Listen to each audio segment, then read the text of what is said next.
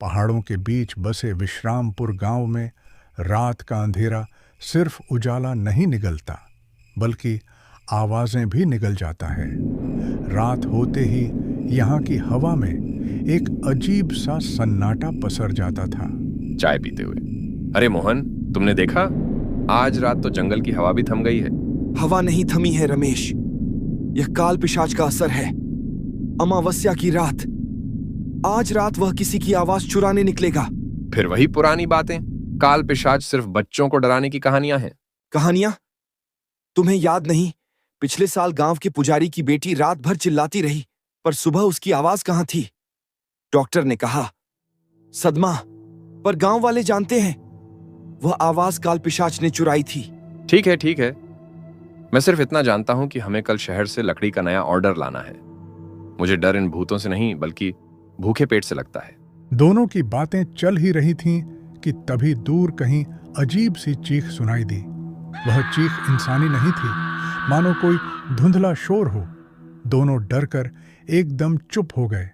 रमेश डर को मन में दबाकर जल्दी जल्दी घर पहुंचा। उसकी पत्नी लता और 7 साल की बेटी सीरत सो रही थीं। रमेश ने खुद को समझाया कि यह सब थकान और डर का वहम था। हाँ, मैं तुरंत आ गया। क्या हुआ सीरत को? लता बुखार तो है, पर उससे ज्यादा अजीब ये है, वह कुछ बोल नहीं रही। मैंने उसे पानी पिलाने की कोशिश की, उसे पुकारा, पर उसने सिर्फ आंसू बहाए। सीरत, मेरी लाडो, कुछ बोल। पापा आ गए हैं, सीरत को हिलाता है। मुंह खोलती है, कोशिश करती है, पर गले से सिर्फ हल्की सी घुरघुराहट निकलती है। मुझे डर लग रहा है। रमेश, कहीं यह काल पिशाच का काम तो नहीं है? नहीं लता, ऐसा मत बोलो। वह बीमार है, बस बीमार है। मैं अभी उसे शहर के डॉक्टर के पास ले जाता हूं। अब रुकना ठीक नहीं है। एक पिता के लिए अपनी संतान की जान से बढ़कर कुछ नहीं। रमेश अपनी बेटी की मौनता से डरकर उस खौफनाक सफर पर निकल पड़ा, जिसका जिक्र गांव में सिर्फ फुसफुसाहट में होता था। वह रास्ता जो चीखों के पहाड़ से होकर गुजरता था। डर अब भी है, पर मेरी सीरत की आवाज के सामने यह कुछ नहीं। यह वही रास्ता था जिसके बारे में कहा जाता था कि काल पिशाच रात में शिकार की तलाश में निकलता है। बारिश शुरू हो चुकी थी। बूंदें रमेश के चेहरे पर पड़कर जैसे उसे बार बार पीछे लौटने की चेतावनी दे रही थीं।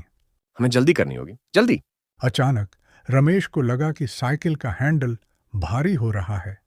पीछे मुड़कर देखा तो कोई नहीं था, लेकिन एक अदृश्य बर्फीली हवा उसके कान के पास से गुजरी, मानो कोई उसके पास फुसफुसाया हो। अज्ञात आवाज, धीमी डरावनी फुसफुसाहट। कहाँ जा रहा है? लकड़ी के व्यापारी? कौन है? कौन बोल रहा है? तेजी से साइकिल चलाता। डर और बेचैनी ने उसे लगभग तोड़ दिया था, लेकिन सीरत की चुप्पी ने उसे आगे बढ़ने की शक्ति दी। वह जानता था, डर कितना भी गहरा हो, एक पिता का हौसला उससे कहीं ज्यादा मजबूत होता है। डर के साए में भागा जा रहा रमेश नियति की क्रूर चाल से अनजान था। जंगल के बीच उसकी पुरानी साइकिल की चेन भयानक आवाज के साथ जमीन पर गिर गई। भगवान, ये क्या हो गया? अभी इस वक्त ही अगर मैं यहां रुका तो पता नहीं क्या होगा। मुझे किसी भी तरह चेन ठीक करनी होगी। वह घबराकर झुका ही था कि उसकी आंखें फटी रह गईं। कुछ ही दूरी पर बारिश में भीगी हुई एक आकृति खड़ी थी। यह हूबहू उसकी पत्नी लता जैसी दिख रही थी। लता, तुम यहां कैसे? तुम तो घर पर थी ना? मत पूछो रमेश, मुझे घर पर अजीब लगा। मुझे लगा जैसे हवा में किसी की सलोनी आवाज गूंज रही है, जैसे कोई मुझे बुला रहा हो। मैं डर गई, इसलिए भागकर तुम्हारे पास आ गई। तुमने भी कुछ सुना? इसका मतलब मैं अकेला नहीं हूं। ठीक है, तुम सीरत को थामो, मुझे जल्दी से चेन लगानी है। हमें यहां से तुरंत निकलना होगा। हाँ, जल्दी करो, वह आवाज कहीं भी आ सकती है। मैं सीरत को संभालती हूँ। थकान, डर और बेटी की चिंता ने रमेश की सोचने समझने की शक्ति को कुंद कर दिया था। उसने बिना कोई सवाल किए अपनी मूक बेटी को उस छद्म आकृति की बाहों में थमा दिया जिसे वह अपनी पत्नी समझ रहा था। कुछ ही दूरी तय करने के बाद रमेश के मन में एक अजीब खटका हुआ। लता ने कहा था कि उसने कोई सलोनी आवाज सुनी थी, पर सीरत तो बोल ही नहीं रही थी। लता ने आवाज की बात क्यों की? सीरत तो चुप है, और वह इतनी आसानी से घर से कैसे निकल आई? भयानक संदेह ने उसे पीछे मुड़कर देखने पर मजबूर कर दिया, और जो नजारा उसने देखा वह उसकी रूह तक को चीर गया। नहीं, वहां कोई पत्नी नहीं थी। वहां काल पिशाच था, जो अब अपने असली डरावने रूप में सामने था। उसकी आंखें लाल थीं और उसके होंठों पर एक भयानक रहस्यमयी मुस्कान थी, मानो उसने अपना शिकार पकड़ लिया हो, और उसकी पकड़ में थी रमेश की बेटी सीरत। मेरे बाबू को छोड़ दे। तू कौन है? ओ छलावे, तूने मेरी पत्नी का रूप क्यों लिया? तेरी बेटी की आवाज मैंने चुरा ली है। अब इसका जीवन मेरी चुप्पी में रहेगा। डर अब खत्म हो चुका था। बचा था तो केवल एक पिता का अदम्य क्रोध और हौसला। रमेश ठोकर खाता, गिरता, फिर उठता और उस भयानक आकृति की ओर भागता रहा। उसका एकमात्र लक्ष्य था किसी भी कीमत पर सीरत को बचाना। काल पिशाच सीरत को लेकर भागा। वह उसे चीखों के पहाड़ के नाम से जाने जाने वाले पत्थरीले रास्ते पर ले गया। यह वह जगह थी जहां से गुजरने वालों की चीखें हमेशा के लिए हवा में समा जाती थीं। मुझे मेरी सीरत लौटा दे, मैं तुझसे डरता नहीं। तू तो सिर्फ एक लकड़ी का व्यापारी है। मेरी शक्ति काल से जुड़ी है। मेरी जान ले ले मेरे लाल, मेरी पूरी दौलत ले ले, पर मेरे बच्चे की आवाज और उसका जीवन मुझे लौटा दे। वह तो मेरी सांसों की डोर है। काल पिशाच ने रमेश की विनती को अनसुना कर दिया।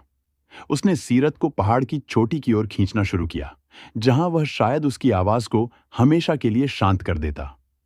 काल पिशाच अपनी जीत पर मुस्कुरा रहा था। वह जानता था कि एक साधारण इंसान उसे रोक नहीं सकता। वह सीरत की आवाज को हमेशा के लिए छीनने के लिए अपना काला हाथ उठाने ही वाला था।